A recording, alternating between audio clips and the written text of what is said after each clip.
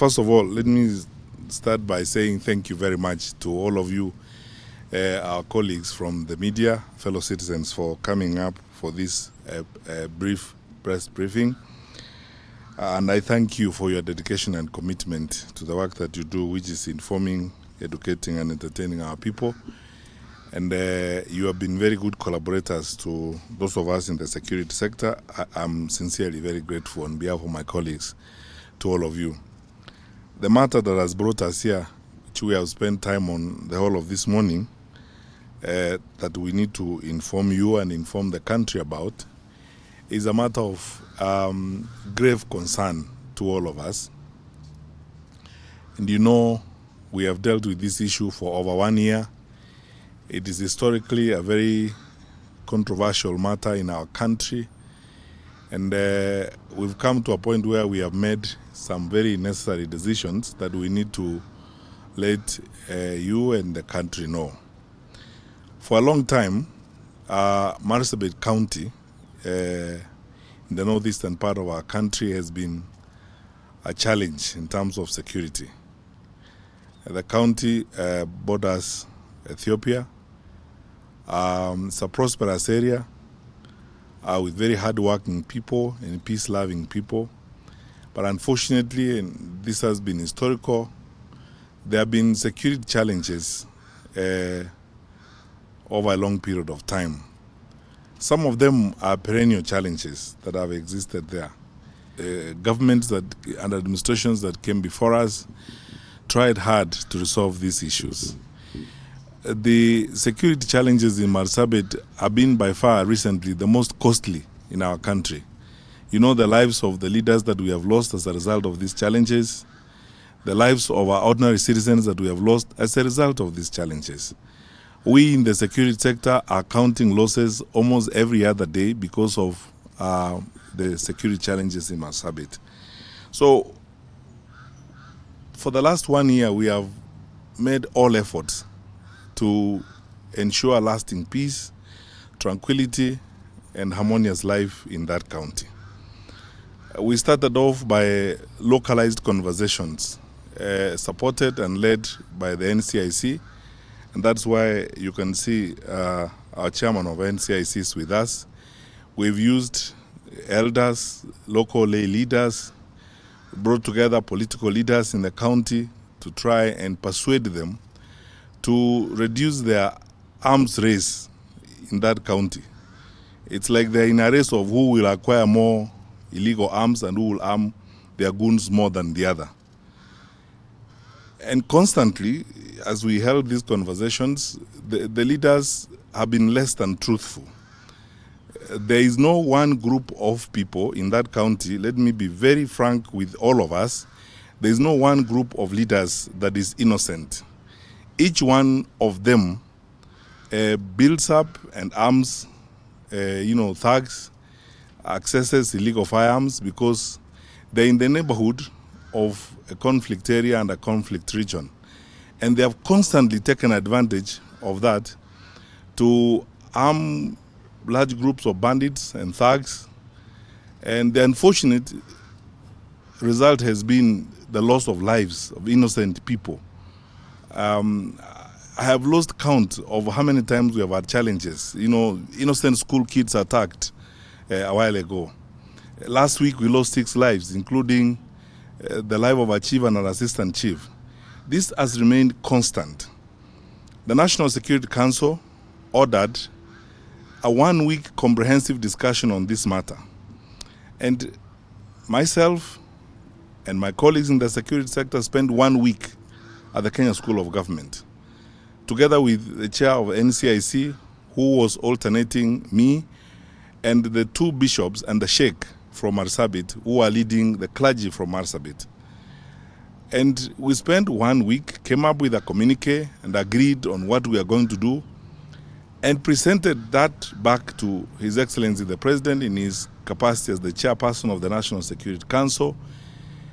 And the President called a meeting of the leaders of Marsabit, at which they pledged that within 30 days they would cease hostilities, they would begin a process of encouraging the local populations to hand over illegal firearms, and the level of crime would go down.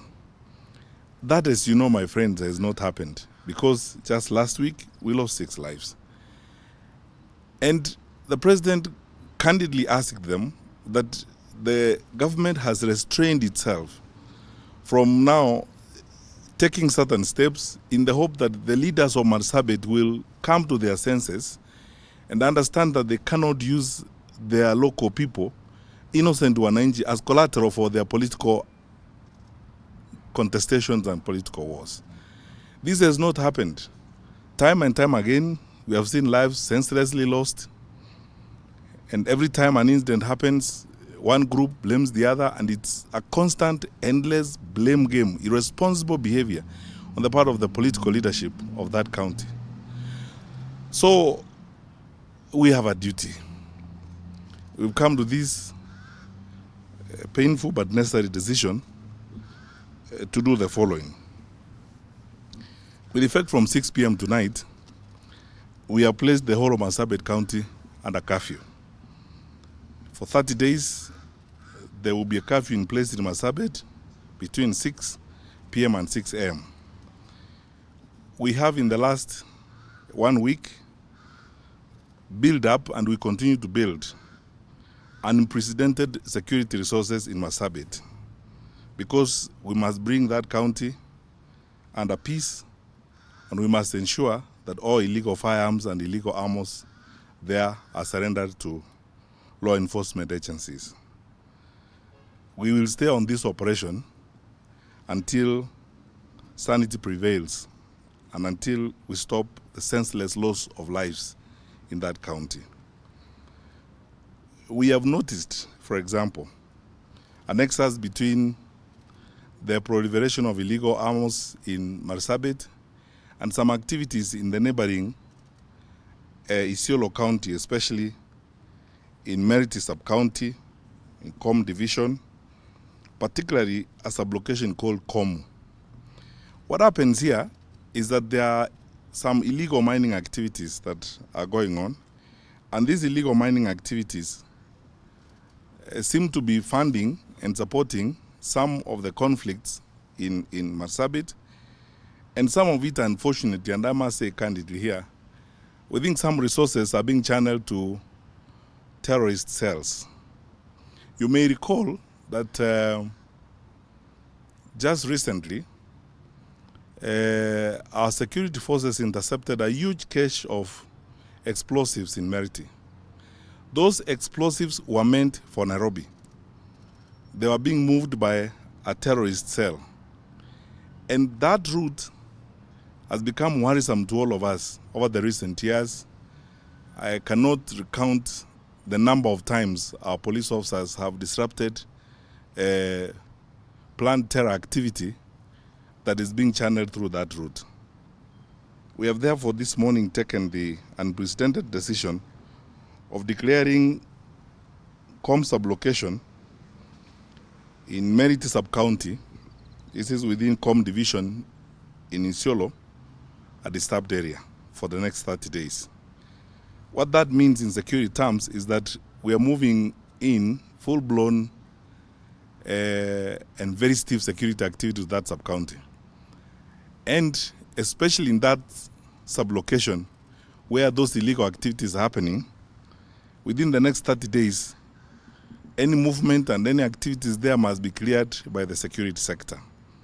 And any groups of people that will move there, whether they are engaged in the illegal mining activities that happen there, or they're engaged in purported trade because they're essentially moving contraband, they're moving drugs, and some of them are acting as couriers for terror gangs.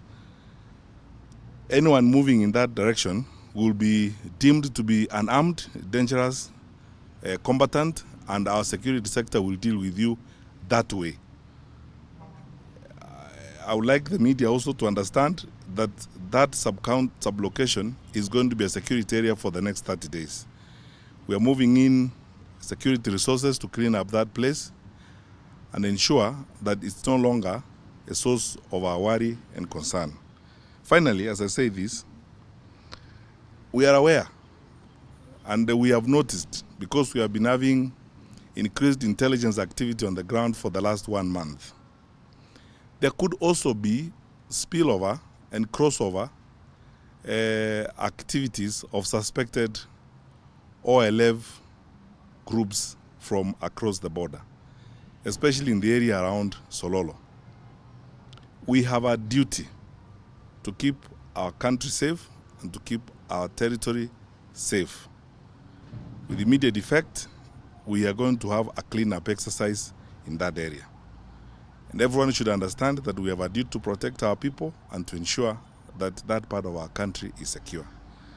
So, as we begin this work with the curfew tonight, I ask all the leaders of Marsabit to cooperate with us. We have been in constant touch with the lay leaders of that county. I am eternally grateful to the Sheikh, to Bishop Karaoke, to Bishop Wario, and the religious leaders who have worked with us within the Interfaith Forum to try and bring sanity within Marsabit. I'm grateful to the cooperative groups of lay leaders in Marsabit who have worked with us to ensure that we try to bring order in that place. We will continue to work with them. We will also continue to work with our colleagues in the education sector. There are about 10 schools that have been affected before. We want to make sure that normalcy resumes in those schools. We are going to work with the local communities to rebuild the schools. We are also going to work with our colleagues from the State Department of Special Programs. That is why my brother Nelson Marwa is here, to ensure that everyone in Marsabit who needs food will get food. Everyone in Marsabit who needs water will get water. Even that aspect of our government's work is going to be heightened. We are surging the numbers of those who are going to do relief food distribution there. We're increasing the numbers of water bowsers to ensure that the population in Marsabit is looked after and they're fine. But the bottom line is, we must get all illegal firearms in that place. We must get all the criminals in that place. We will stay there until the job is done. I ask all the leaders, the political leaders inclusive, to cooperate with all of us. We will do what we are required to do by the law.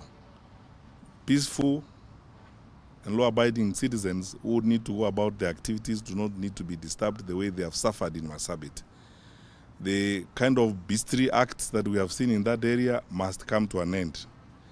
We are now ready, prepared, and available to address that cleanup in Marsabit once and for all.